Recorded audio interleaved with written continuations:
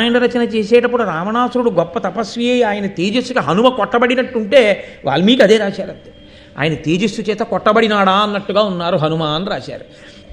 అదే రావణాసురుడు తప్పుడు పని చేస్తే తప్పుడు పని చేశాడు అని రాశారు.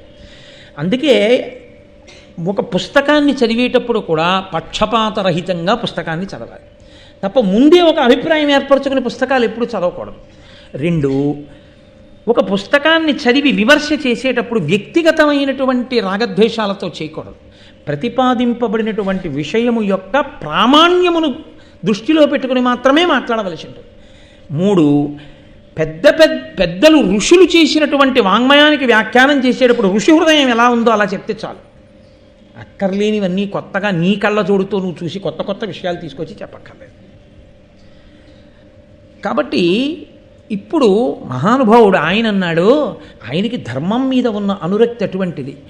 ధర్మమే నాకు కొడుకుగా వస్తే నా బిడ్డలు రక్షింపబడతారు అంటే పాండురాజు లోకానికో సందేశం ఇస్తున్నాడు. నువ్వు నీ బిడ్డలకి ఎంత ఆస్తి ఇచ్చావన్నది కాదు రక్షించేది, నీ బిడ్డలకి నువ్వు ఎంత పొగరుబోతుతనం నేర్పావన్నది కాదు రక్షించేది, నీ బిడ్డల్ని నువ్వు ఎంత రెచ్చగొట్టి ఎంత భోగపరాయణులుగా బతకచ్చో నేర్పినటువంటి నీ పెంపకం కాదు వాళ్ళని రక్షించేది, నువ్వు నేర్పిన వినయం, నువ్వు నేర్పిన ధర్మమే వాళ్ళని రక్షిస్తాయి. లేకపోతే నువ్వు వెళ్ళిపోతావు, నువ్వు నేర్పిన పొగరబోతుతనంతో విడిచిపెట్టిన ధర్మం వాళ్ళని కాల్చేస్తుంది. అప్పుడు నువ్వు ఉండవు. కానీ నీ కింద వాళ్ళు పాడైన దానికి నిన్ను ఈడ్చి తీసుకొచ్చి నరకంలో పారేస్తారు. నీకున్న పుణ్యం ఏమైనా ఉంటే కూడా లెక్క పెట్టకుండా ఆ స్థితి తెచ్చుకోకు. పిల్లలకి ధర్మం నేర్పుకో, నేర్పింది మనకి. ఇది ధృతరాష్ట్రుడు చెయ్యలేకపోయాడు, ఇది చచ్చిపోతానని తెలిసి పాండురాజు చేశాడు. నా బిడ్డలు బాగుండడానికి ముందు పరాక్రమం కాదు ధర్మం కావాలి. ధర్మం పెద్ద కొడుకుగా పుడితే తర్వాతవన్నీ కూడా ధర్మాన్ని అనుసరిస్తే రక్షింపబడతాయి. ఇన్నున్న నేను ధర్మాన్ని ఒక్కసారి విడిచిపెడితే కట్టి కుడిపింది. ఎన్నున్నా పైన ధర్మం ఉంది, ఆ ధర్మాన్ని మిగిలిన వాళ్ళందరూ వింటూ ఉంటే వాళ్ళలో వచ్చేటటువంటి ఉద్ధాన పతనములను, వైక్లభ్యములను, వాళ్ళ ఆలోచనలో వచ్చేటటువంటి తేడాపాడాలని ఈ పైనున్న ధర్మం రక్షించి వాళ్ళు వ్యగ్రత పొందకుండా ఎప్పటికప్పుడు నొక్కి పట్టుకుంటుంది. అప్పుడు ధర్మము వైపుకి అన్నీ ప్రవహిస్తాయి, వాళ్ళని ఎదురొడ్డేవాడు ఉండడు. కాబట్టి ముందు ధర్మాన్ని పెట్టాలనుకున్నాడు. ఎంత గొప్ప సందేశం అండి! నీ బిడ్డలకి ధర్మం ఒక్కటి నువ్వు నేర్పితే చాలు, వాళ్ళు రక్షింపబడి తీరుతారు. కాబట్టే ఆయన అన్నాడు, లలితాంగి ఎల్ల లోకములు ధర్మమునంద నిలుచు పులుపుగా ధర్మం తలుపమా ఆతడ మరి వేల్పుల లోపల పెద్ద ధర్మమున సత్యమునన్. మన వంశం నిలబడడం కాదు లలితాంగి, ఈ మూడు లోకములు దేనిలో నిలబడ్డాయో తెలుసా? ధర్మమునందు నిలబడి ఉన్నాయి. ఆ ధర్మాన్ని పిలు, ఆ ధర్మము రాశీభూతమైనటువంటి స్వరూపాన్ని పొంది ఒక మనుష్య రూపాన్ని పొంది యోగ రూపంతో ధర్ముడు అన్న పేరుతో నీ దగ్గరికి వస్తుంది. అప్పుడు వరం అడుగు, నాకు నీ అంశతో కొడుకు కావాలి అని అడుగు. ధర్ముడు అటువంటి ధర్మమే, రాశీభూతమైన ధర్మము మన కడుపున పుట్టేటట్టు చేస్తాడు. వాడు పెద్దవాడిగా ఉంటాడు. ఏమిటో తెలుసా అండి పాండురాజు భయం? గభాలన నేను మరణిస్తే నా కొడుకులకి రక్షణ ఇది. జ్ఞాతివైరమే. తర్వాత నా బిడ్డలకి రక్షణ అన్నది ఒకవేళ నేను ఉన్నా, నేను పోయినా, ఇన్ని ఉండి ధర్మం వదిలి నన్ను నేను రక్షించుకోలేకపోయాను కదా. ఒకవేళ నేను ఉన్నా రక్షించేది ఆ ధర్మమే, నేను పోయినా వాళ్ళని రక్షించేది ఆ ధర్మమే. తండ్రి లేని నాడు తండ్రి స్థానం పెద్ద కొడుకుది. ముందు లోకాల్ని జయించగలిగిన వాడు పుట్టి చివర ధర్మం పుడితే చివర చెప్పినటువంటి ధర్మం, ఆ చిన్నవాడు చెప్పిన మాట పెద్దవాడు వినాలని లేదు. వాడి పౌరుషంతో వాడు ప్రవర్తిస్తాడు. ధర్మం తెలిసి చిన్నవాడు ఏం చేయలేడు. విభీషణుడు ధర్మాత్ముడై మాట వినని రావణుడు పెద్దవాడై పాడైనట్టు అవుతుంది. కాబట్టి ముందు ధర్మాత్ముడు వస్తే తండ్రి స్థానంలో నిలబడిన వాడు తప్పు అలా చెయ్యొద్దు, ఇది ధర్మం, మనం ఇలా చేద్దాం అని చెప్తూ ఉంటే మిగిలిన వాళ్ళ పౌరుష పరాక్రమాలన్నీ ధార్మికమైతే అప్పుడు వీళ్ళకి కావలసినవన్నీ వీళ్ళకి దొరుకుతాయి. కాబట్టి ముందు ధర్మం కావాలి. కాబట్టి కుంతి మనం నిలబడడం కాదు, ఎంత దూరం ఆలోచించాడో చూడండి. ఇప్పుడు మనం నిలబడడం కాదు, మూడు లోకములు ఎందులో నిలబడ్డాయో తెలుసా? ధర్మంలో నిలబడ్డాయి. కాబట్టి ఆ ధర్ముని పిలిచి వరమడుగు అన్నాడు. ఆవిడంది భర్తకి ప్రదక్షిణమాచరించి ప్రదక్షిణం చేసి ఒక్కసారి ఆ ధర్మస్వరూపాన్ని ప్రార్థన చేసింది. ఆయన ఎదురుగుండా వచ్చి నిలబడి అడిగాడు, ఏం కావాలని అడిగాడు. నీ అంశలో నాకు కుమారుడు కావాలి. ఆయన వరం ఇచ్చాడు, లభిస్తాడు అని. 12 నెలల తర్వాత ఆమెకి కుమారుడు లభించాడు. కుమారుడు జన్మించాడు కుంతికి. కాబట్టి పాండురాజు తండ్రి అయ్యాడు.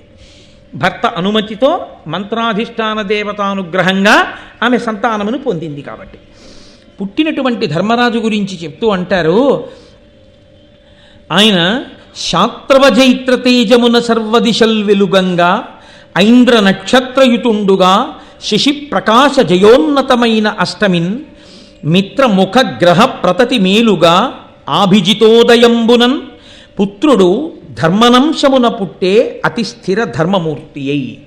మహానుభావుడు ఆయన ఏ ఫాల్గుణ మాసంలో మనం ఈ మహాభారతాన్ని చెప్పుకుంటున్నామో ఆ ఫాల్గుణ మాసంలోనే బహుళపక్షంలో అష్టమి తిథి నాడు అభిజిత్ లగ్నంలో జ్యేష్ఠ నక్షత్రంలో, ఆ నక్షత్రం పేరే పెద్దరికం కదండి, ఎవరికి ధర్మం తెలుసో వాడిది పెద్దరికం. కాబట్టి జ్యేష్ఠ నక్షత్రంలో అభిజిత్ లగ్నంలో సూర్యుడితో సహా గ్రహాలన్నీ శుభప్రదమైనటువంటి స్థితిలో ఉండగా ఈ ఫాల్గుణ మాసంలో బహుళపక్షంలో అష్టమి తిథి నాడు ధర్మదేవత యొక్క అంశమునందు సాక్షాత్ ధర్మరాజు ప్రభవించినాడు. ఆ ధర్మమే లోకంలో ధర్మరాజుగా పుట్టాడు. కాబట్టి మహానుభావుడు ఈ లోకం మీద తిరగడం మొదలవుతోందనిట. లోకమంతా సంతోషపడిపోయిందిట. ధరణీసురులాదిగా ఉర్వరలోకల సర్వభూత వర్గం బెల్లన్ పరమోత్సవముందే గుణశరణ్యుడగు ధర్మ జన్మదినమునన్. మనకి కావ్యముల యందు పురాణముల యందు ఇది కనపడుతుంటుంది. ఎప్పుడు కూడా ప్రకృతి ఎలా ఉన్నది అన్నదాన్ని చెప్తూ ఉంటారు.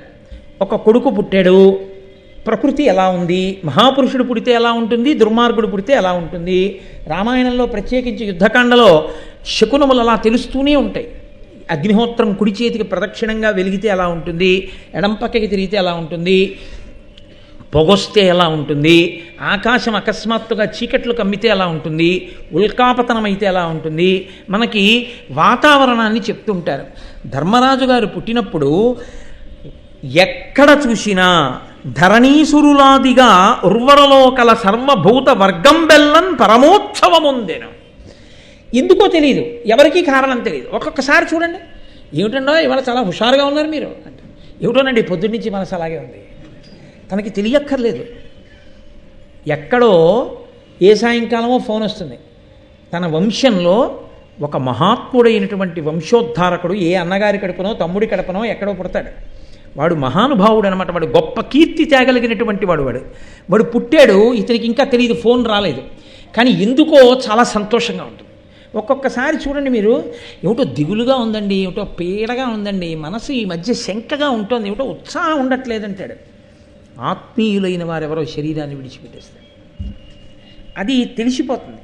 ధర్మరాజు గారు పుట్టినప్పుట ధర్మాన్ని చెప్పే బ్రాహ్మణులు కాదు, వినేటటువంటి వాళ్ళు కాదు, కేవలం మనుష్యులు కాదు, ఈ ప్రపంచంలో ఉన్నటువంటి సర్వభూతములు కూడా, అన్ని ప్రాణులు తెలియని ఉత్సాహాన్ని పొందేట. ఎందుకంటే ఆ ధర్మమే లోకాన్ని రక్షిస్తుంది. ఆ ధర్మ దేవత ఒక మహాపురుషుడి రూపంలో ఈ భూమండలం మీద తిరగడం మొదలుపెట్టింది. ఇది కుంతీదేవి ఈ జాతికి చేసినటువంటి మహోపకారం. కానీ కుంతీదేవి జీవితాన్ని మీరు గమనించండి. అంత గొప్ప వరం పొందింది, కన్యాపుత్రుణ్ణి కంది. కన్యాపుత్రుణ్ణి కన్నానన్న బెంగ కడుపులో ఉండిపోయి కొడుకును వదిలేశాడే ఏమైపోయాడో అన్న బెంగ పాండురాజుకి భార్యనయ్యానని సంతోషించింది. అయ్యో మాద్రి సవతిగా వచ్చిందని మళ్ళీ ఏడిచింది. పోనీలే అని సరిపెట్టుకుని ఇద్దరూ కలిసి సంతోషంగా భర్తని అనువర్తించారు. ఇంత గొప్పవాడని ఆ పాండురాజుకి శాపం వచ్చింది. అయ్యో పాండురాజుకి శాపం వస్తే వచ్చింది, కానీ మళ్ళీ దేవతల యొక్క అనుగ్రహంతో ఇంత గొప్ప కొడుకుని కన్నానని సంతోషిస్తోంది. తర్వాత ఏమవుతుందో చూద్దరు. కానీ ఇప్పుడు ఇక్కడ ధర్మరాజు గారు పుట్టారు అని తెలిసింది. పాండురాజుకి కొడుకు పుట్టాడు అన్న వార్త ధృతరాష్ట్రుడికి వెళ్ళింది, హస్తినాపురానికి. గాంధార్ అనుకుంటోంది తోడికోడలు కదండి, విశాల హృదయం లేనప్పుడు. కాబట్టి ఆవిడనుకుంది, చూసారా అన్నీ రక్షించేస్తాయి అనుకోవడానికి ఏముండదు. ఒక్కొక్కసారి మనం చాలా రక్షణ అనుకున్నది మనని భక్షిస్తుంది. తన ఇంటి కుక్క తన్ని కరిచినట్టు, తన చేతి మెతుకులు తిన్న కాకి తన తల మీద పొడిచినట్టు. ఎంత చిత్రం అంటే, గాంధారి పరమశివుడి గురించి తపస్సు చేసింది కన్యగా ఉన్నప్పుడు. తపస్సు చేస్తే ఏం కావాలన్నాడు, 100 కొడుకులు 101 సంతానం కావాలి. తథాస్తు అన్నాడు. సత్సంతానం అనలేదు కదా, తథాస్తు అన్నాడు. మా వంశానికి ఎప్పుడు పిల్లల కొరత వస్తోంది, ఇంతమంది పిల్లలుండే పిల్ల ఇంటి కోడలైతే సింహాసనానికి ఇబ్బంది ఉండదు, పిల్లలు బాగా ఉంటారని తీసుకొచ్చి ధృతరాష్ట్రుడికి పెళ్లి చేశాడు భీష్ముడు. ఆ సుబలుడు కూడా ఒప్పుకున్నాడు. తీసుకొచ్చి పెళ్లి చేశారు. పెళ్లి చేస్తే ఆవిడ మనసులో ఒకందుకు సంతోషించింది. మా ఆయన కంటే కళ్ళు లేవు కానీ కళ్ళున్న పాండురాజు గారు రాజ్యం చేశాడు కానీ ఇప్పుడు పాండురాజు గారికి సంతానం లేదుగా, కాబట్టి ఇప్పుడు నాకే సంతానం కలుగుతుందో వాళ్ళు సింహాసనానికి వస్తారు. ఇప్పుడు ఆవిడ సంతోషం పొందింది. ఆ సంతోషం ఎంతలో ఆవిరైంది, అక్కడ ధర్మరాజు గారు పుట్టారని తెలిసింది. అక్కడ ధర్మరాజు పుట్టేశాడు కాబట్టి మొదట పుట్టినవాడు రాజ్యాధికారమునకు వారసుడుగా పుట్టవలసిన వాడు పుట్టేశాడు. 101 మంది పిల్లలు పుడతారని వరం ఉంటే మాత్రం ఎందుకు ఆలస్యంగా పుట్టడం వల్ల వచ్చిన ఇబ్బంది. తిరుమలలో అష్టదళ పాద పద్మారాధన సేవని చేతిలో ఉంటే మాత్రం ఎందుకు, తెల్లవారకట్ట 4 గంటలకి రైలు వెళ్ళిపోతుంది, వెంటనే కాలికి పైకి వెళ్ళి స్నానం చేసినా ఆనందనిలయంలోకి వెళ్ళిపోతాం కదండి. 1 గంట లేట్ అయినా 5ంటికి వెళ్ళినా వెళ్ళిపోతాం కదండి. 8ంటికి సేవనకు వెళ్ళాడు, 4 గంటలు లేట్ అయింది. ఎందుకు రైలు ఎడితే మాత్రం తిరుపతి, నువ్వు వెళ్తే కావాలంటే ప్రసాదం పుచ్చుకోండి అన్నారు. మళ్ళీ ఎప్పుడు దొరికే నీకా టికెట్. అలా ఆలస్యమే. ఇది ఆవిడ కడుపు మండిపోయింది. ఎవరికి కావాలి ఇప్పుడు ఆ 101 సంతానం, ఎవరికి కావాలి? ఆలస్యంగా పుట్టడం. ముందు పుట్టు ఉంటే అప్పటికి ఆవిడ ఏడాది నుంచి కడుపుతోంది. ఏడాది నుంచి కడుపుతో ఉన్నటువంటి కుంతి కొడుకుని కనేసింది. అంతకన్నా ముందు కడుపుతో ఉన్న నేను కొడుకుని కనలేదు. ముందు నాకు పుట్టుంటే వాడు సింహాసనానికి వెళ్ళారు. ఇప్పుడు వీడు ఆలస్యంగా పుట్టి ఏం చేయాలి, అన్నయ్య వెనకాల వెళ్ళి విరవాలి అని కడుపు మండిపోయి ఆ కడుపుని బాధేసుకుని దిక్కుమాలిన పిల్లలు లోపల ఎంతకీ బయటికి రారు, మీరు వచ్చేటప్పటికి ఏం మిగులుతుందిరా మీకని అసూయ ప్రబలింది. ఈ అసూయ ప్రబలి కడుపు మీద తాడనం చేసి, ఇది ఎక్కడిదండి ఇది? మొట్టమొదట వినత, కద్రువ, కశ్యప ప్రజాపతి 2 కొడుకులు కావాలని ఆవిడ అడగడం, నాకు బహుళ సంతానం కలగాలి, చాలామంది సంతానం, బలవంతులు, దీర్ఘశరీరములు కలిగినటువంటి వాళ్ళని ఆవిడ అడగడం, ఆవిడకి కద్రువ పెట్టినటువంటి గుడ్లలోంచి పాములు వచ్చేస్తున్నాయని బాధపడిపోయినటువంటి వినత మొదట గుడ్డు పగలగొట్టేసింది. అందులోంచి వచ్చాడు అరుణుడు. అదే పునాది మహాభారతానికి. ఇప్పుడు ఈవిడేం చేసిందంటే ఈవిడ కడుపు బాదుకుంటే గర్భస్రావం అయిపోయి ఒక మాంసపిండము బయటపడిపోతే మరి 101 సంతానం ఉంటుందన్నాడు పరమశివుడు. మహానుభావుడు వేదవ్యాసుడు వచ్చాడు. ఆయన ఎప్పటికప్పుడు ఆదుకుంటూ ఉంటాడు ఈ వంశాన్ని. సత్యవతీదేవి తల్లిగా ఉందని ఆయన తాపత్రయం కాబట్టి ఆయన గబగబా వచ్చాడు. వచ్చి అన్నాడు, బుద్ధి లేనిదానా, ఎంత అసూయ పొందావు, అదే ఆ పద్ధతి ఒక తల్లి ప్రవర్తించవలసిన విధానం. సింహాసనం పోయిందని అసూయపడి కడుపు మీద కొట్టేసుకున్నావా, మాంసపిండం బయటపడిపోయిందా, అయినా నేను చెప్తున్నాను నీకు 101 సంతానం కలుగుతుంది, నా మాట పోదు. మహాత్ములు సత్యం పలుకుతారా, మహాత్ములు పలికింది సత్యం అవుతుందా అంటే మహాత్ములు సత్యం పలకరు, వారు పలికింది సత్యం అవుతుంది. అంటే వారు సత్యం పలకరు అంటే నా ఉద్దేశం వాళ్ళు అసత్యాలు ఆడతారని కాదు, వాళ్ళు అన్నది సత్యం అవుతుంది. ఒక అల్పాయుష్కుడు వెళ్ళి నమస్కారం చేస్తే ఆయన దీర్ఘాయుష్మాన్ భవ అన్నాడు అనుకోండి, అంతే ఆయన దీర్ఘాయుష్మంతుడు అవ్వాలి, ఆయన అన్నది సత్యం అవ్వాలి. ఈశ్వరుడు ఉండేదందుకు అది సత్యం చేయడానికి. కాబట్టి ఇప్పుడు ఆయన అన్నాడు, ఈ మాంస పిండాన్ని, ఈ మాంసపు ముద్దని 101 ముక్కలు చెయ్యండి, 101 నీటి కుండలలో పెట్టి బయటి భాగాన్నంతటినీ చల్లని నీటితో తడుపుతూ ఉండండి. తడుపుతుంటే కొంతకాలానికి ఆ నీటి కుండలలో ఉన్నటువంటి మాంసపు ముద్దలే ఈ గర్భస్రావమైనటువంటి పిండ మాంసములో నుండి పుత్రులుగా పుడతారు, వాళ్లే సంతానం అవుతారు. కాబట్టి ఆ కుండలను కాపాడండి, ఇది నా ఆజ్ఞ అన్నాడు. అని ఇంకెప్పుడు ఇలా నువ్వు అసూయతో ప్రవర్తించకన్నాడు. ఇది మొదలు. ఆ తర్వాత పెరిగే చెట్టు విషవృక్షం అంతా అదే. ఈ అసూయ ఎక్కడి వరకు వెళ్ళిందో అంటే తెలుసా అండి, చివర కృష్ణ భగవానుణ్ణి శపించేంత వరకు. ఆఖరణ తన కొడుకులు అందరూ చచ్చిపోయారు, కుంతికి పుట్టిన 5 కొడుకులు బతికే ఉన్నారు అన్న బాధతో ఆవిడ కోపంతో చూస్తుండగా కళ్ళకి కట్టుకున్న గుడ్డ కిందకి జారితే ఆవిడ కన్నులలోంచి వస్తున్నటువంటి చూపు ఎక్కడ పడుతుందో అని కృష్ణుడు పాండవుల్ని వెనక్కి లాగి ధర్మరాజు ఉంచాడు. ధర్మరాజు గారి కాళ్ళ మీద పడింది ఆవిడ చూపు. ఆయన కాళ్ళు కాలి బొబ్బలిక్కిపోయాయి. ఎదురుగుండా ఉంటే కాలిపోదుర్రా అన్నాడు. కృష్ణ పరమాత్మ ఉన్నాడు కాబట్టి రక్షించాడు. అసూయే. కాబట్టి ఇక్కడ పడిన బిందువు, ఇక్కడ పడిన విషబీజం ఇక పెరుగుతూనే ఉంది. అదే ఎదర మహాభారతాన్నంతటినీ నిర్ణయం చేసింది. దాన్ని తిప్పుకోలేకపోయింది గాంధారి, తిప్పలేకపోయాడు ధృతరాష్ట్రుడు. మహానుభావుడు పాండురాజు. కాబట్టి ఇప్పుడు ధర్మరాజు పుట్టాడు, చాలా సంతోషంగా ఉంది లోకమంతా. ఆయనకి నామకరణం చెయ్యాలి. అక్కడ ఉండేటటువంటి ఋషులందరూ వచ్చి జాతకర్మ నిర్వహించి ఈ పిల్లవాడికి పేరు పెడదాం అనుకుంటున్నారు. అశరీరవాణి పలికింది ఏ పేరు పెట్టాలో. ఇది ఆ పిల్లల యొక్క అదృష్టం. ఒక్కొక్క పేరు పెట్టేటప్పుడు తల్లిదండ్రులతో అధికారము కాదు, నిజానికి గురువు గారు పెట్టాలి పేరు. ఎప్పుడు ఎందుకో తెలుసా అండి? దశరథ మహారాజు గారికి 60,000 సంవత్సరాలు పిల్లలు లేకపోతే పుట్టారు 9 కొడుకులు. ఆయన పెట్టుకోలేడా? పేర్ల పుస్తకాలు లేవా వాళ్ళ ఇంట్లో? ఆయన పెట్టలేదు. ఎందుకు పెట్టలేదో తెలుసా అండి? తన పేరు చిరస్మరణీయం అవ్వాలంటే, ఆ పేరు లోకాల్ని ఉద్ధరించేదై ఉండాలంటే గురువుగారు పెట్టాలి. వశిష్ఠుడు పెట్టాడు రామా అని. రామనామము ఆనాటి నుంచి ఈనాటి వరకు యుగాలు మారిపోయినా తరింపచేస్తూనే ఉంది. అది గురువు యొక్క శక్తి. నామకరణం చేస్తే గురువు చెయ్యాలి. అందుకే తప్ప మనకేమొచ్చు అస్సు బుస్సు తప్ప ఏవో పేర్లు ఎట్టుకోవడం. కాబట్టి ఇప్పుడు అశరీరమానంది కురుకుల విభుడగు ధర్మ స్థిరమతియగు ఈతడు అనుచు ధృతి చేసి యుధిష్ఠరుడను నామము తానుచ్చరించే ఆకాశవాణి జనవినుతముగన్. ఇతను ధర్మమునందు స్థిరబుద్ధి కలిగి ఉంటాడు. అంటే ధర్మమునందు స్థిరబుద్ధి అన్న మాటకు అర్థం ఏమిటో తెలుసా అండి? ధర్మాన్ని పట్టుకోవడం వల్ల ఆపద వచ్చింది అనుకోండి, వదిలేస్తే సుఖం వచ్చేస్తుంది. రాముడు ధర్మాన్ని ఒక్కసారి వదిలేశాడు అనుకోండి, సుగ్రీవుడితో చెలిమి మానేసి వాలితో స్నేహం చేస్తే సీతమ్మని 5 నిమిషాల్లో పిలిపించేస్తాడు. వాలంటే అంత భయం రావణాసురుడికి. అదే అడిగాడు కూడా వాలి, ఏమయ్యా నాతో స్నేహం చేసుకుంటే పోయేదానికి సుగ్రీవుడితో స్నేహం చేసావు? సుగ్రీవుడి మాట రావణాసురుడు ఏం వెంట, నేను సీతమ్మని వెంటనే పిలిపిద్దును కదా, నాతో స్నేహం మానేసి సుగ్రీవుడితో స్నేహం ఎందుకు చేసావని అడిగాడు. నీవు అధర్మమునందున్నావు, నీతో స్నేహం నాకు అక్కర్లేదు. సుగ్రీవుడు ధర్మమునందున్నాడు, ఆయనతో స్నేహం కావాలి. నేను ధర్మము పట్టుకుని ఉండగా ఫలితాన్ని పొందడం ఆలస్యం అవ్వచ్చు, కానీ అది శాశ్వతం. అధర్మమును పట్టుకోవడం వల్ల వచ్చేటటువంటి ఫలితం ఇప్పటికి బాగున్నట్టు అనిపించవచ్చు, కానీ కాల్చేస్తుంది. అగ్నిహోత్రాన్ని తెచ్చి ఇంట్లో పెట్టుకుని వెచ్చగా ఉందనుకుని పరుపు మీద పెట్టుకు పడుకున్నవాడు అర్ధరాత్రి వేళ నిద్దట్లో కాలిపోయినట్టు.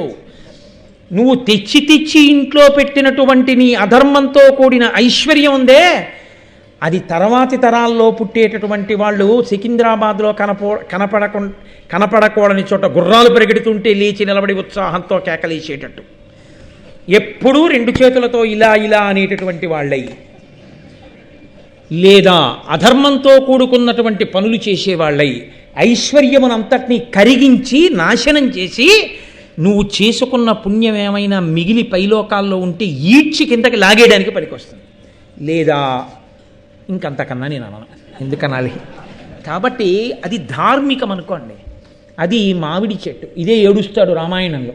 నిద్రగన్నేరు చెట్టు చాలా పెద్దది, ఈ మామిడి చెట్టు ఏమిటో ఇంత చిన్నది, ఇంత చిన్న మామిడి చెట్టుకి ఇన్ని కాయలు కాస్తే అంత పెద్ద నిద్రగన్నేరు చెట్టు అయితే ఇంకెంత పనికి వస్తుందో అని మామిడి తోట కొట్టి నిద్రగన్నేరు చెట్టు ఇచ్చిన వాడికి కలప కూడా ఎలా పనికి రాదో, అలా ధర్మము నీకు అనుష్ఠించడం కష్టమైనా, ధర్మం వల్ల నీకు ఈ క్షణంలో కోట్లు కనపడకపోయినా, ధర్మము వలన నువ్వు పొందినది ఏదో అది వటవృక్షమై రసాలమై మామిడి చెట్టై నిన్ను నీ భవిష్యత్ తరాల్ని కూడా సుసంపన్నం చేస్తుంది. ఏది అధర్మమో అది కట్టి కుడిపేస్తుంది. కాబట్టి ఇతను ధర్మమునందు స్థిరబుద్ధి కలిగి ఉంటాడు. ఇవాళ ధర్మాన్ని పట్టుకుంటే కలిసి వచ్చేటట్టు లేదు, ధర్మాన్ని వదిలేస్తే మనకి కలిసి వచ్చేటట్టుంది, అందుకని ఇది వదిలేసరి పట్టుకుందాం ఇవాళకి అని రాజీ పడడు. ఎప్పుడూ ధర్మమే అని పట్టుకుంటాడు. అలా పట్టుకోవడానికి లోపలి ధైర్యం కావాలి.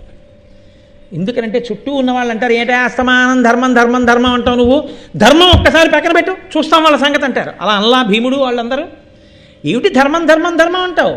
అన్నిటికన్నా దారుణం సైంధవుడి విషయంలో కదండి. అన్నగారి వరస అయ్యుండి ద్రౌపదీదేవిని ఎత్తుకుపోయాడు కామంతో అనుభవిస్తానని. భీమసేనుడు పొదలో దూరి ఈడ్చుకొచ్చాడు, రథచక్రానికి కట్టి చంపేస్తాను వీడిని అన్నాడు. ధర్మరాజు అన్నాడు, తప్పు, చెల్లెలి మొగుడు చంపకూడదు, మనం ఆడబడుచు పసుపు కుంకాలు చూడాలన్నాడు. నిజంగా పాండురాజు ముందు ధర్మం పుట్టకుండా చేశాడు అనుకోండి, భీముడు వెంటనే చంపేశాడు సైంధవుణ్ణి. తన తోడ పుట్టిన దాన్ని, దుర్యోధనాదుల చెల్లెలైనా తన చెల్లెలే కదండి, తన చెల్లెల పసుపు కుంకాలు తుడిచేసిన పాపం కట్టి కుడిపోయిందండి పాండవుల్ని. కట్టి కుడపకుండా వీళ్ళ ఆవేశకావేశాల్ని ఆపింది ఏదైనా ఉంటే ముందు పుట్టిన ధర్మమే. అందుకే ముందు ధర్మం కొడుకుగా రావాలన్నాడు ఆయన. కాబట్టి ధర్మముకే పెద్దపీట ఎప్పుడు లోకంలో. కాబట్టి ఇతను ధైర్యంతో పట్టుకుంటాడు. ఏమిటో ఇంతమంది ఇలా అంటున్నారు, నేనే ఈ ధర్మాన్ని పట్టుకుంటున్నాను, రేపు పొద్దున్నే దీనివల్ల కలిసి రాకపోతే నాన్నయ్య నీ వల్లే పాడైపోయాం అందరు కదా వీళ్ళందరూ. ఆయనకు ఆ అపనమ్మకం లేదు. ఈ ధర్మాన్ని పట్టుకున్నాను, ఇది ఫలితం ఇస్తుంది. వాళ్ళకి తెలియదు, బుక్కుని తొందరపడదాం అంటున్నారు. అది మనకు ఫలితం ఇవ్వదు, కష్టంలా అనిపిస్తుంది, కానీ ఇదే శాశ్వత ఫలితం ఇస్తుంది. ఇది ధైర్యం. అంతేగాని ధైర్యం అంటే శత్రువుని చంపే ధైర్యం కాదు, అది ఎప్పుడూ ఉంటుంది శత్రువుడికి. ధర్మమునందు నిలదొక్కుకోవడానికి ధైర్యం. ఇది అపారముగా ఉన్నవాడు కనుక ఆయన పేరు చెప్తే వర్షం, ఆయన పేరు చెప్తే దేవతలు సంతోషిస్తారు, ధర్మరాజు గారి పేరు చెప్తే. కాబట్టి అటువంటి వాడు కనుక ఇతనికి యుధిష్ఠరుడు అని నామకరణం చేస్తున్నాం అన్నాడు. ఆ మునులు సంతోషించి అబ్బా ఇంతటి మహానుభావుడు అవుతాడనమాట, ఆ శరీరవాణి పలికిందని ఆ పిల్లవాడికి యుధిష్ఠరా అని నామకరణం చేశారు. ఆ తరువాతి కాలంలో అక్కడ గాంధారికి ఆ మాంస పిండాన్ని దాచారు కదండి, ఆ కుండల్లోంచి 101 సంతానం బయటికి వచ్చింది. 9 మగపిల్లలు, 1 పిల్ల ఆడపిల్ల, ఆమె దుశ్శల. ఇందులో ఈ దుర్యోధనాదులు పుట్టారు. ధర్మరాజు గారు పుట్టినప్పుడు లోకం ఎలా ఉందో చెప్పారు, మరి దుర్యోధనాదులు పుట్టినప్పుడు ఎలా ఉందో కూడా చెప్పాలి కదా. అందుకని చెప్తున్నారు, ఆ దుర్యోధనుడు ఉద్భవిల్లుడును గ్రవ్యాదారవంబుల్ శివానాదంబుల్ మద గూక ఘోంకృతులు నానారాసబద్ధానముల్ భూదిక్కంపముగా చెలింగే వికతాంభోభృన్నభో వీధియందు ఆదిత్యద్యుతిమాయగా కురిశ ఉగ్రాశృం మహావర్షముల్. ఆ దుర్యోధనుడు మొట్టమొదట పుట్టగానే ఎన్ని అపశకునాలు కనపడ్డాయంటే చుట్టుపక్కల అరణ్యాలలో ఉన్న క్రూర మృగాలన్నీ సంతోషంగా అరిచేయటం. గుడ్లగూబలు పెద్ద పెద్ద అరుపులు అరుస్తూ లోకంలో బయటికి వచ్చి తిరిగాయి. అలాగే గాడిదలు పెద్దగా ఓండ్ర పెట్టాయి. శివానాదముల్ అంటే ఆడనక్కలు పెద్ద పెద్ద కూతలు కూశాయి. భూమి అంతా కూడా అకస్మాత్తుగా ధూళి రేగి చీకటిగా అయిపోయి అకస్మాత్తుగా ఆకాశంలోంచి నెత్తుటి చుక్కలు కింద పడ్డాయి. ఇన్ని దుర్నిమిత్తములు కనపడితే భీష్మాదులు పరిశీలించారు. అరేరే ఈ పుట్టినవాడిలో ఏదో ఇబ్బంది ఉంది అనుకున్నారు. ఆ పుట్టిన దుర్యోధనుడి గురించి చెప్తూ, అనిలిజుడు పుట్టిన దివసమునన అట దుర్యోధనుండు నరనుత ధృతరాష్ట్రునకున్ గాంధారికి అగ్ర నందనుడు ఘనుడు పుట్టే కలి అంశమునన్. కలిపురుషుడు ధృతరాష్ట్రుడికి గాంధారికి పెద్ద కొడుకుగా దుర్యోధనుడుగా పుట్టాడు. ఏ రోజున? ఇక్కడ భీముడు కుంతీదేవికి ఏ రోజు పుట్టాడో ఆ రోజే దుర్యోధనుడు పుట్టాడు. ముందు ఏడాది ముందు ధర్మరాజు గారు పుట్టాడు. కాబట్టి ఇప్పుడు వీళ్ళందరూ ఆ రోజు రాత్రి ధృతరాష్ట్రుడు ఒక్కడు కూర్చునుండగా వెళ్ళారు భీష్మాదులు. వెళ్ళి అన్నారు, కులాన్ని నాశనం చేసేవాడు పుట్టాడని మేము అనుకుంటున్నాం, ఇతని వలన దేశమంతా కూడా పాడవుతుంది, లేకపోతే ఇన్ని దుర్నిమిత్తములు కనపడవు. కాబట్టి రాజా నా మాట విని ఆ కొడుకుని విడిచిపెట్టేసేయి అన్నారు. పుత్రవ్యామోహంతో ధృతరాష్ట్రుడు అంగీకరించలేదు. ఉండవలసిందే, 9 ఉండవలసిందే అన్నాడు. అదే ధృతరాష్ట్రునకు ఒక వైశ్యకాంత యందు యుయుత్సుడు అనబడేటటువంటి కొడుకు కూడా పుట్టాడు. ఈ 9 ఆడపిల్ల కాకుండా పుట్టాడు. ఆ యుయుత్సుడు మహాధర్మాత్ముడు. ఆమె వైశ్యకాంతకు పుట్టిన అతను వీళ్ళ నుంచి విడిపోయాడు. అది కూడా ఎక్కడ విడిపోయాడో తెలుసా అండి? భారతంలో ఆశ్చర్యం. కురుక్షేత్ర యుద్ధం ప్రారంభమైనప్పుడు ధర్మరాజు గారు భీష్మద్రోణులకు నమస్కరించడానికి ధనుర్బాణాలని విడిచిపెట్టి పరమ గురుభక్తితో పాదచారి అయి అవతల శిబిరంలోకి వెళ్ళాడు, అవతల సేనావాహినిలోకి వెళ్ళి పెద్దవాడని తాతగారు భీష్మాచార్యుల వారికి ద్రోణుడికి పెద్దలకి నమస్కరించి ఒక పెద్ద కేక వేశాడు. ఇది ధర్మక్షేత్రం కురుక్షేత్రం, ధర్మం ఎటుందో అటే నెగ్గుతుంది, కాబట్టి మేము గెలిచి తీరుతాం, ఈ దుర్యోధనాదులు నశించిపోతారు ఈ యుద్ధంలో, వీళ్ళని ఆశ్రయించి ఉన్న వాళ్ళు కూడా పాడైపోతారు, కాబట్టి దుర్యోధనుడి తోడబుట్టిన వాళ్లతో సహా నేను పిలుస్తున్నాను, సోదరులారా ఇప్పటికైనా మీరు ధర్మపక్షాన నిలబడాలనుకుంటే గీత దాటి ఇటు వచ్చేయండి అన్నాడు. ఎవ్వరూ రాలేదు, యుయుత్సుడు వచ్చేసాడు. వచ్చి యువతలకి చేరిపోయాడు. ఆయన మొదటి నుంచి ధర్మపక్షపాతి. అభిమన్యుణ్ణి చంపి ఉత్సవం చేసుకుంటుంటే ఆయన దెబ్బలాడాడు కౌరవుల్ని. మీరు చేసిన పాపం మిమ్మల్ని ఎంత ఇబ్బంది పెట్టబోతోందో మీకు తెలియట్లేదు, ఒక పసిపిల్లవాడిని అధర్మంగా చంపి సంతోషంగా ఉన్నారా, ఎంత ఇబ్బంది పడుతుందో చూద్దురుగానని చెప్పాడు. మహానుభావుడు భీష్మాచార్యుల వారి యొక్క పార్థివ శరీరాన్ని అంత్యేష్టికి తీసుకెళ్తున్నప్పుడు ఛత్రం పట్టాడు. ధర్మరాజు గారు ఆయన ఎంత నమ్మాడంటే, ధర్మరాజు గారు రాజసూయాగం చేయడానికి కావలసినటువంటి బంగారం తీసుకురావడానికి హిమవత్ పర్వతంలో ఒక రహస్య ప్రదేశంలో ఉందని తెలుసుకుని వెడుతూ ఆయన రాజ్యానికి చంటి పిల్లవాడైన పరీక్షిత్తుకి కాపు పెట్టి వెళ్ళవలసి వచ్చింది. యూచ్చుణ్ణి నమ్మి యూచ్చుణ్ణి కాపలా పెట్టాడు. ఈ యూచ్చుడు ధృతరాష్ట్రుడికి సేవ చేశాడు. చిట్ట చివర వైశ్య స్త్రీ వలన పుట్టిన నా కొడుకు అని మిగిలినవాడు ఆయన ఒక్కడే. ఆయన అంతటి ధర్మాత్ముడు. గాంధారి వలన పుట్టినటువంటి నూర్గురు దుర్మార్గులైతే ఒక వైశ్యకాంత వలన ధృతరాష్ట్రునికి పుట్టినటువంటి కుమారుడు మాత్రం అంత ధర్మాత్ముడయ్యాడు. కానీ ఆయనకి సింహాసనార్హత లేదు. పైగా మహానుభావుడు ధర్మరాజు గారు ఉన్నాడు. కాబట్టి ఆ యూచ్చుడు, నేను మహాభారతంలోంచి ఒకసారి ఆ యూచ్చుని యొక్క పాత్ర గురించి ఒక 4 మాటలు చెప్పాను. ఇంచేత అంటే దుర్యోధనాదుల గురించి 18 పర్వాలు వినకపోయినా మీకు తెలుసు. కానీ యూచ్చుడి గురించి ఒక 4 మాటలు అందుకని పరిచయ వాక్యాలుగా పలికాను. సరే, కొంతకాలం అయిపోయిన తర్వాత కుంతీదేవిని పాండురాజు గారు ఆదేశించాడు. ఇప్పుడు సమస్త లోకములకు కూడా ప్రాణాన్నిచ్చేటటువంటి వాడు వాయుదేవుడు. ఆయన వలన విపరీతమైనటువంటి బలము కలిగినటువంటి వ్యక్తిని కొడుకుగా పొందు. కాబట్టి అటువంటి పిల్లవాడిని పొందడం కోసం నువ్వు వాయుదేవుణ్ణి ఉపాసన చేయమన్నాడు. ఇప్పుడు మీరు ఒకటి గమనించాలి. మళ్ళీ కుంతీదేవి జీవితం చిగర్చింది. మంచి కొడుకులు. తనకే తెలుసు ఆ మంత్రం, మాద్రికి తెలియదు. తోడికోడలు వచ్చినా పక్కన ఇంకో భార్య పాండురాజు గారికి అన్నా మాద్రి కన్నా తనకో మార్క్ ఎక్కువ ఉంది. పాండురాజుని తండ్రిని చేసింది కుంతి ఒక్కతే.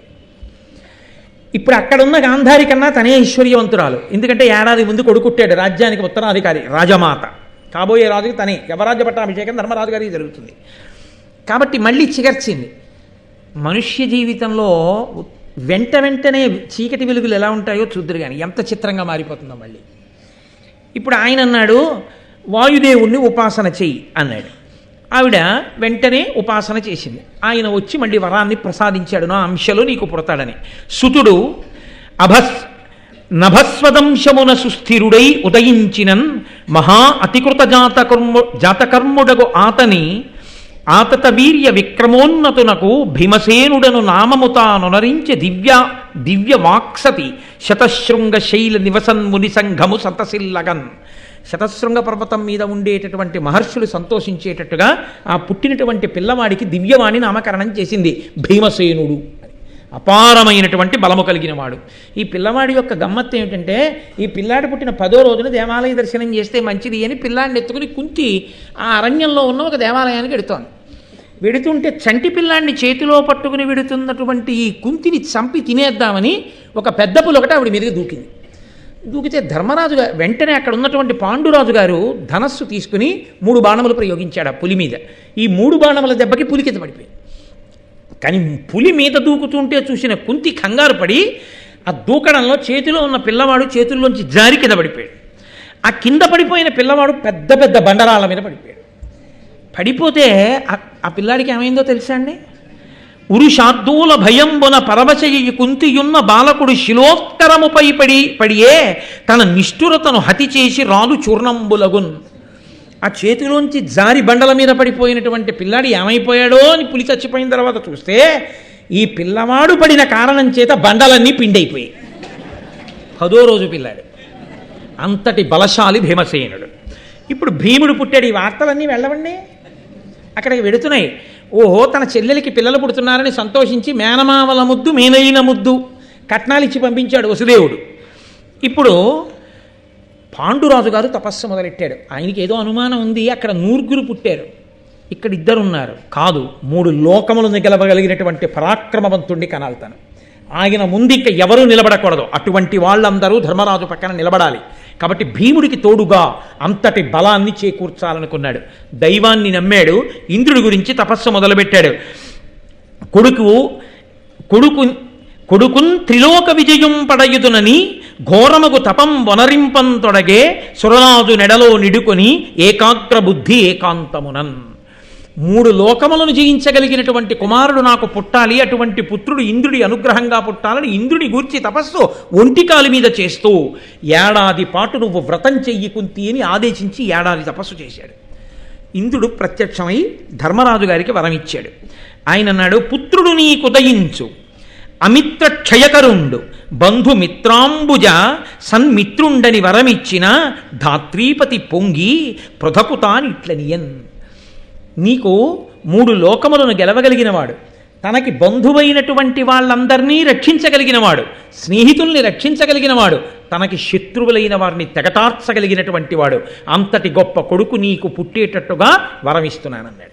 వెంటనే ఆయన పిలిచి కుంతినన్నాడు, ఇప్పుడు నువ్వు నీకున్నటువంటి మంత్రంతో దేవేంద్రుణ్ణి పిలు, ఆయన వరంతో ఇప్పుడు ఇంద్రాంశలో కూడా ఒక కుమారుణ్ణి పొందు. వెంటనే ఆమె తనకున్నటువంటి మంత్రంతో ఇంద్రుణ్ణి పిలిచింది. ఇంద్రుడు వరమిచ్చాడు. స్థిర పౌరుషుండు, లోకోత్తరుడు, ఉత్తర ఫల్గుణి ప్రథమ పాదమునన్, సురరాజు అంశమున భాసుర తేజుడు, వంశకరుడు, సుతుడు ఉదయించాను. వంశకరుడు, మిగిలిన వాళ్ళ పిల్లలందరూ చచ్చిపోతే పాండవుల యొక్క మిగిలిన పిల్లలందరూ చచ్చిపోతే ఉప పాండవులందరూ ఒక్క అర్జునుడి కుమారుడైన అభిమన్యుని యొక్క పరీక్షిత్తు మాత్రమే పాండవ వంశానికి అంకురంగా మిగిలిపోయాడు. అందుకని వంశకర్త అర్జునుడు. అందుకని అంతటి మహానుభావుడు పుట్టాడు. ఎంత దూరదృష్టితో అడిగినటువంటి వరం ఈశ్వరుడికి చేసిన సేవ ఎలా ఫలించిందో చూడండి. ఆ వంశాంకురం మిగిలింది. లేకపోతే కురుక్షేత్రం వేళటికి ఆ వేసిన బ్రహ్మశిరోనామకాస్త్రానికి ఆ ఉత్తరాగర్భాంతర్గతమైనటువంటి పరీక్షిత్తు కూడా నశించిపోతే ఇంత కురుక్షేత్రంలో సామ్రాజ్యం సంపాదించినా సింహాసనానికి మళ్ళీ వారసులు లేరు. ఎప్పుడూ అదే ఇబ్బంది వాళ్ళకి. కాబట్టి ఇప్పుడు ఆ అర్జునుడు పుట్టాడు. ఆయన అన్నాడు, పాండురాజు అన్నాడు, ధనము, విద్యా, సంతానము దీంట్లో ఎవరికి మాత్రం తృప్తి ఉంటుంది? ఇంకా ఇంకా ఇంకా ఇంకా పిల్లల్ని కనాలని ఉంటుంది కదా కుంతి, అందుకని 3 కొడుకుల్ని పొందాను అన్నాడు. విను, కార్తవీర్యు కంటెనో వీరుడగుట అర్జుననామీతండ ఒనరలదాల్చు. ఆ పిల్లవాడికి ఏ పేరు పెట్టాలి అని ఋషులు జాతకర్మ చేసి పేరు పెట్టడం కోసం కూర్చున్నారు. అర్జునుడు పుట్టినప్పుడు విచిత్రం ఏమిటో తెలుసా అండి? శతశృంగ పర్వతం మీద ఆ రోజు ఉన్న హడావిడిని నన్నయ్య గారు దేంతో పోల్చారో తెలుసా? అసలు ఆ ఉపమానాన్ని ఎవరు ఊహించలేరు. అంత గొప్ప సంరంభంతో పోల్చాడు. అంటే పెళ్లివారి ఇల్లులో ఉందండి అంటాం, ఆయన దాంతో అనలా. చతుర్ముఖ బ్రహ్మగారు సృష్టి ప్రారంభం చేసిన రోజున ఎంత మంగళకరంగా, ఎంత కోలాహలంగా ఉందో అంత కోలాహలంగా ఉంది శతశృంగ పర్వతం. ఎవరెవరు వచ్చారో తెలుసా అండి ఆ పిల్లాన్ని చూడ్డానికి? మహావీరుడు, లోకాన్ని ఉద్ధరించగలిగినటువంటి వాడు. నిజంగా అసలయ్య బాబోయ్, ఆ అర్జునుడు ఆ గాంధీవం పట్టుకోవడం, ఆ రథం మీద వెళ్ళడం, ఆయన ధర్మనిరతి, ద్రోణుణ్ణి చూస్తే చాలు ఇలా వంగిపోతాడు. అసలు గురువుగారిని ఎడం భుజం వేపు ఉండనివాడు, ఎప్పుడూ కుడి భుజం వేపుకు పెట్టుకు తిరుగుతాడు ద్రోణుణ్ణి. అంత గౌరవం, అంతటి తేజోమూర్తి, అంతటి మహానుభావుడు. ఎవరెవరు వచ్చారట? 9 బ్రహ్మలు, 12 మంది ఆదిత్యులు, 11 మంది రుద్రులు, 8 వసువులు, మొత్తం లోకాలలో ఉన్న మహర్షులు, గంధర్వులు, ఆదిశేషుడు మొదలైనటువంటి సర్పజాతి, అప్సరసలు, విశ్వే దేవతలు, ఇంతమంది చూడ్డానికి వచ్చారట. ఇది కాక రాజులు ఇంతమంది. ఈ పిల్లవాడు ఏమి త్రిలోక పూజితుడవుతాడు, రాయంతటి మహాపరాక్రమవంతుడవుతాడని ఆ పిల్లాన్ని చూడ్డానికి వచ్చారు. ఋషులు కూడా ఈ పిల్లాడికి ఏం పేరు పెట్టాలనుకున్నారు. అప్పుడు చెప్తోంది శరీరవాణి. విను, కార్తవీర్యు కంటెను వీరుడగుట అర్జుననామీతండ ఒనరుదాల్చు. ఈ పిల్లవాడు కార్తవీర్యార్జునుడి కంటే గొప్పవాడైనటువంటి కారణం చేత ఈ పిల్లవాడికి అర్జునుడు అని పేరు పెట్టండి. ఈతండ అని పురుహూతాదిసురులనోడించి ఖాండవము దహించు బలిమి. ఈతండ ఇకిలావనీతలేశులనోర్చి రాజసూయము ధర్మరాజునునుచు. ఈతండ వేల్పుల చేత దివ్యాస్త్రముల్ వడసి విరోధుల ఒడుచు గడిమి అనుచు నవపయోద నినద గంభీరమైన గస దివ్యవాణి గగనవీధి కురిసె పుష్పవృష్టి సురదుందుభిద్దనుల్ ఎగసే సకల భువన వలయ అద్రువ. ఈయన పుట్టి ఈయనకి నామకరణం చేస్తున్నప్పుడు అశరీరవాణి ఈయన ఎంత అవుతాడో చెప్తోంది. ఒకానొకనాడు అర్జునుడు, ఆ హైహయ వంశంలో పుట్టినటువంటి కార్తవీర్యార్జునుడు మహానుభావుడైనటువంటి దత్తాత్రేయుల వారిని సేవించి ఆయన అనుగ్రహంతో 1000 చేతులు పొందాడు. 1000 చేతులు పొంది అంత బలపరాక్రమములు కలిగినటువంటి వాడు. రావణాసురుణ్ణి పురుగు కింద తీసుకెళ్లి కారాగారంలో బారేశాడు. అంతటి బలశాలి కార్తవీర్యార్జునుడు అంటే. ఆ కార్తవీర్యార్జునుడి కన్నా బలవంతుడవుతాడు కాబట్టి ఇతనికి అర్జునుడు అని పేరు పెట్టండి. ఇతను దేవతలందరూ కట్టకట్టుకుని వచ్చినా ఒక పక్క బాణములతో వాళ్ళని ఓడిస్తూ, ఒక పక్క బాణములతో వర్షము పడకుండా పంజరాన్ని కట్టి ఖాండవనాన్నంతటినీ అగ్నిహోత్రుడు కాల్చేయడానికి వీలైన రీతిలో స్థితిని కల్పించి అసలు అనితర సాధ్యమైనటువంటి విలువిద్యని ప్రదర్శిస్తాడు. కాబట్టి అంత గొప్పవాడవుతాడు రాబోయే రోజుల్లో. ఇతడే ఈ భూమండలం మీద ఉన్న రాజులందరినీ ఓడించి అన్నగారైన ధర్మరాజు చేత రాజసూయాగం చేయిస్తాడు. ఇతడే దేవతలందరినీ తపస్సు చేత మెప్పించి దివ్యాస్త్రములన్నింటినీ ఒక్కడే పొందుతాడు. ఇతడే ఇంత గొప్పవాడు అని వచ్చినటువంటి మేఘం పెద్దగా ఉరిమినట్టు ఆకాశంలో అశరీరవాణి ఆనందంతో ఉరిమిందిట. వీడికి అర్జునుడు అని పేరు పెట్టండి అని. ఆనాడు ఋషులు పొంగిపోయి ఆ పిల్లవాడికి అర్జున అని పేరు పెట్టారు. 3 బిడ్డలు పొందింది. ఎంత కాదన్నా మాద్రి కన్నా ఓ మార్క్ ఎక్కువ కదండి. అటు కుంతి కన్నా అటు గాంధారి కన్నా ఓ మార్క్ ఎక్కువ కదా. పొంగిపోతూ సంతోషంతో భర్తతో కలిపి భర్తని తండ్రిని చేసినటువంటి భార్య, ఇది సార్థకత. కాబట్టి సంతోషంతో ఉంది కుంతి. ఇందులో అసూయ లేకపోయినా మాద్రికి సంతానం లేరు, తనకి సంతానం ఉన్నారన్నది కుంతికి ఒక సంతోషదాయకమైన విషయం. ఒకరోజు పాండురాజు ఒక్కడే కూర్చున్నప్పుడు మాద్రి ఆయన దగ్గరికి వెళ్ళి ఆవిడంది, భానునిభుండు పాండుజనపాలుడు ఘోర తపంబు చేసి కోరిన కోర్కికిందగగ కుంతి సుతత్రితయంబుగాంచే గాంధారియు అక్కడన్ సుతశతంబు ముదంబునరంగగాంచే నే బోరచి ఆడుపుట్టువున పుట్టి నిరర్ధక జీవితనైతి సంసార సుఖావహంబైన సత్సుత జన్మము కాన బోలమిన్. అక్కడ ధృతరాష్ట్రుణ్ణి పెళ్లి చేసుకున్న గాంధారికి 101 సంతానం. ఇక్కడ మిమ్మల్ని కట్టుకున్నటువంటి కుంతికి 3 సంతానం. ఒక్క ధృతరాష్ట్రుడు పాండురాజు అన్నదమ్ములు పెళ్లి చేసుకున్న ఆడవాళ్లలో అసలు సంతానం లేకుండా మిగిలిపోయిన దాన్ని నేను ఒక్కదాన్ని. లోకంలో ఎవ్వరికైనా ఆడపుట్టువ పుట్టి నిరర్ధక జీవిత, ఆడదానిగా పుట్టి బిడ్డల్ని పొందకపోతే ఆ జీవితము నిరర్ధకమైపోయినట్టు కదా. కాబట్టి నాకు మాత్రం అమ్మ అనిపించుకోవాలని ఉండదా. కాబట్టి కుంతికి ఏ మంత్రం తెలుసో ఆ మంత్రం నాకు ఉపదేశం చేయమనండి, మీరు అనుమతించండి, మీరు ఏ దేవతల్ని పిలవమంటారో వాళ్ళని పిలిచి నేను తల్లినవుతాను. ఆయన అన్నాడు, చూస్తున్నాను మాద్రి, కుంతి బిడ్డలకి తల్లి అయింది, నువ్వు చిన్న బుచ్చుకు తిరగడం గమనించాను, నిజమే, నీ కోరిక సమంజసం. కుంతిని ఇప్పుడే పిలిచి నీకు ఉపదేశం చేయమంటాను, నా మాట కాదనదు అని కుంతీదేవిని పిలిచి నీకున్న మంత్రాన్ని మాద్రికి కూడా ఉపదేశం చెయ్యి అన్నాడు. అయిందా పాపం వెంటనే. ఇప్పుడు మాద్రికి కూడా పిల్లలు పుడతారు. అసూయ లేకపోవచ్చు, కానీ ఎక్కడో మళ్ళీ సమానత్వం వచ్చేసింది కదూ. పాండురాజుని తండ్రిని చేసింది ఆవిడ, ఈవిడ కూడా. కాబట్టి మంత్రోపదేశం చేసింది. ఇది అంతర్లీనమైన విషయం. ఇది మీకు నేను ఎందుకు చెప్తున్నానంటే, మనం ఈశ్వరుడి విషయంలో మనమని ఎందుకు అనాలి? మీ అందరూ ప్రాజ్ఞులు, భక్తులు, మిమ్మల్ని అనకూడదు. నా బోటిగాడు ఏం చేస్తుంటాడంటే ఈశ్వరుడి విషయంలో ఒక తప్పిదం చేస్తుంటాడు. కలిసి వచ్చిందనుకోండి నా అంతవాడిని, కలిసి రాలేదనుకోండి దిక్కుమాలిన ఈశ్వరుడు. చూడండి ఎలా చేశాడో, ఎంత పూజ చేశాను, ఇదే నాకు ఇవ్వవలసినటువంటి బాధ అంటాను. నేను చేసిన కర్మ ఏదో ఉండకపోతే ఇంకా ఇప్పుడు భక్తితో ఉన్నానో లేనో కూడా తెలియదు, కానీ 4 మాటలు నామని చెప్పినందుకు ఇంత తగ్గించాడేమో కష్టానన్న ఆలోచన రాదు.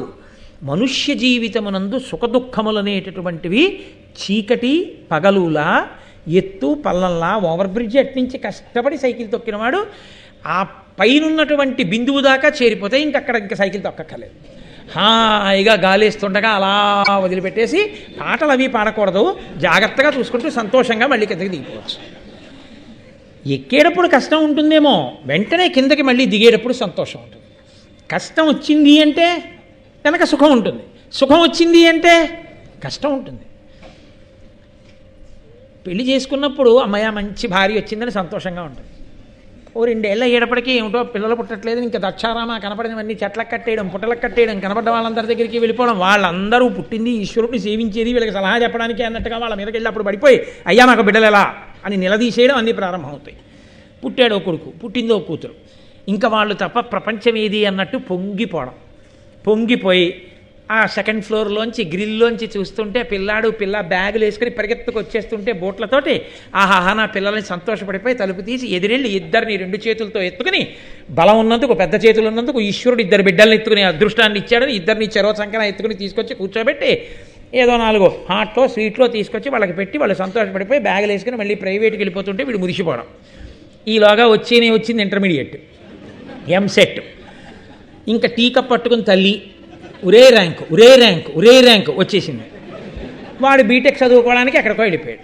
ఏమిటో పాపం వాడు ఉంటే ఈ వంకాయ కూర తినేవాడు, ఏమిటో పాపం వాడు ఉంటే ఏ మామిడికాయ పప్పమ్మ అనేవాడు, ఏమిటో పిచ్చివాడు అక్కడ ఉండి ఆ హాస్టల్ తిండి తింటూ ఎక్కడో ఉన్నాడు, బుడుక్కుని సాంబారు పోసేస్తారట అక్కడ, ఏం తింటున్నాడో ఏమిటో అని వీడు ఇక్కడ తినలేక బాధపడ్డాం. ఓ పక్క వాడు ఇంజనీర్ అవుతున్నాడని సంతోషపడ్డాం. ఈలోగా పోన్లే కొడుకుని కూతురులోనే చూసుకుని సంతోషంగా ఉన్నాననుకో. ఆ కొడుకు ఇంజనీర్ అయి కాస్త ఉద్యోగానికి వెళ్ళిపోయే లోపల 6 నెలలు ఉండే లోపల కూతురు పెళ్ళైపోవడం.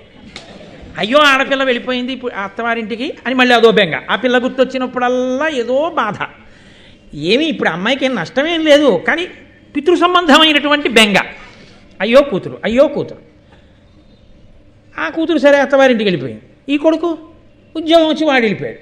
వాడిని సెలవు పెట్టరా అంటే వస్తాడు, కానీ పాపం వాడి ఉద్యోగం అందుకని అడగలేడు. వాడికి ఉండేది శని ఆదివారాలు. ఎన్ని వారాలు వచ్చేయమంటావు? ప్రతి వారం. నేను ఎప్పుడో ఒకసారి తడుక్కుని మెరుపులో వస్తాడు, వెళ్ళిపోతుంటాడు. ఇప్పుడు మళ్ళీ గ్రిల్ దగ్గర నించున్నాడు. పిల్లలు అలా వెళ్ళిపోతూనే ఉన్నారు స్కూల్ నుంచి. ఇలా నా పిల్లలు కూడా వస్తుండేవారని ఏమిటి మిగిలింది మనకు ఆఖరికి? పెళ్ళైనప్పుడు ఇద్దరం ఎలా ఉన్నామో ఇప్పుడు మళ్ళీ ఇద్దరం అలా ఉన్నాం. ఉండడానికి ఉన్నారు పిల్లలు, ఆవిడేమో అక్కడ వీడేమో ఇక్కడ.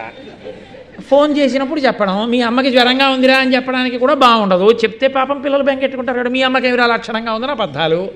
ఏమిటి మన మళ్ళీ ఇద్దరం. ఏదైనా ఇంట్లో మధుర పదార్థం వండితే నేను అది తినడం. ఏమిటి సంతోషం? ఏరి ఆ పళ్ళాలు పట్టుకుని వాళ్ళు సంతోషంగా ఇప్పుడు అని ఎక్కడో కుందడం. మళ్ళీ ఓ మనవడు వస్తాడో మనవరాలు వస్తుందని మళ్ళీ ఓ ఆశ. ఇలా గ్రిల్లోంచి చూసి వీడేదో కొంచెం ఖేదపడుతుండగా గడియారం టంగ్ టంగ్ టంగ్ అని 6 కొట్టింది. 6:15 అయితే దొరగారు వస్తారు, భారతానికి వెళ్ళాలని లోపలికి వెళ్ళి పంచి కట్టుకోవడం కదండి. ఏది ఎత్తు పల్లం ఇదే కదరా చెప్తున్నాం భారతంలో, ఇంతకన్నా ఏముంది కనుక. కానీ ఈశ్వరుడు శాశ్వతం కాబట్టి భారతమే బాగా చెప్పుకొని తరిద్దాం. ఇవన్నీ ఉంటాయి, తప్పదు, ఏం చేస్తాం, వెడుతుంటుంది మనసు అనుకుని సరిపెట్టుకుంటుంటాడు, అంతే కదా. అది భారతంలో పైకి కనపడకుండా పాత్రల యొక్క కష్టసుఖాలని ఎంత అందంగా తీసుకొచ్చి చూపిస్తారో. కాబట్టి ఇప్పుడు మాద్రికి పిల్లలు పుట్టారు, సంతోషమే. పాపం కుంతికి అసూయ ఏం లేదు, అలా అనడానికి కూడా లేదు. కానీ మీరు కుంతి పరంగా ఆలోచించినప్పుడు మాత్రం మళ్ళీ కించిత్ ఎక్కడో కిందకి దిగిపోయినట్టు అయిపోయింది. మాద్రికి బిడ్డలు పుట్టారు. ఆయన పాండురాజు గారు అన్నాడు, ఈ లోకమునంతటినీ కూడా రక్షించేటటువంటి మహానుభావులు అశ్వినీ దేవతలు, వాళ్ళిద్దరినీ స్మరించు, వాళ్ళిద్దరి వలన బిడ్డల్ని పొందు. ఆవిడ ఇద్దరినీ స్మరించింది, ఇద్దరు వరం ఇచ్చారు, దానివలన నకుల సహదేవులు పుట్టారు. చాలు, నీకు కవల పిల్లలు పుట్టారు చక్కగా, 2 పిల్లలు, ఆవిడికి 3 పిల్లలు. ఇప్పుడు రాజ్యం లేకపోయినా శాపం ఉన్నా పర్వాలేదు, 5 కొడుకులు చక్కగా వాళ్ళందరూ పరిగెడుతున్నారు, వేదం నేర్చుకుంటున్నారు, ఆ శతశృంగంలో ఋషుల దగ్గర పాఠాలు నేర్చుకుంటున్నారు. మహాతేజోవంతుడు, వాడు కింద పడితే రాళ్ళు ఇరిగిపోతాయి, ఒకడు అద్భుతంగా బాణాలు వేస్తాడు. ఇంతంత వాళ్ళు ఇంత గొప్ప వాళ్ళు అవుతారు. భవిష్యత్ తెలియకపోతే జాతకాలు చూపించుకోవాలి, కానీ అశరీరవాణి ముందే చెప్పేసింది ఇంతంత పెద్దవాళ్ళు అవుతారు. నా కొడుకులు అబ్బోయిక తండ్రితనంతో సంతోషం, వచ్చిన కష్టాన్ని తండ్రితనంలో మర్చిపోయి ఎంత సంతోషంగానో రోజులు గడిచిపోతున్నాయి. మళ్ళీ తిరగాలి కదండి కథ. ఇవాళ రాత్రి ఒక్కరోజైనా అలా ఉండనివ్వండి, ఇవాళ రాత్రి తిప్పేయడం ఎందుకు, రేపు తిప్పుతుంది. కాబట్టి మంగళాశాసనపరై మదాచార్య పురోగమై సర్వైశ్చ పూర్వైరాచార్యై సత్కృతాయాస్తు మంగళం. మంగళం కోసలేంద్రాయ మహనీయ గుణాత్మనే చక్రవర్తి తనూజాయ సర్వభౌమాయ మంగళం. ఉమాకాంతాయ కాంతాయ కామితార్థప్రదాయినే శ్రీగిరీశాయ దేవాయ మలినాథాయ మంగళం. కరచరణకృతం వా క్రమవాక్కాయజం వా శ్రవణనైనజం వా మానసం వా పరాధం విహితం వా సర్వమేత్తక్షమస్వా శివ శివ కరుణాబ్ధే శ్రీ మహాదేవ శంభో. సర్వం శ్రీ ఉమామహేశ్వర పరబ్రహ్మార్పణమస్తు. స్వస్తి. ఈరోజు ప్రసాద వితరణ చేస్తున్నవారు శ్రీ వేములపల్లి మోహన్ రావు గారు. అమ్మ రేపు ఎస్వీబీసీ ఛానల్లో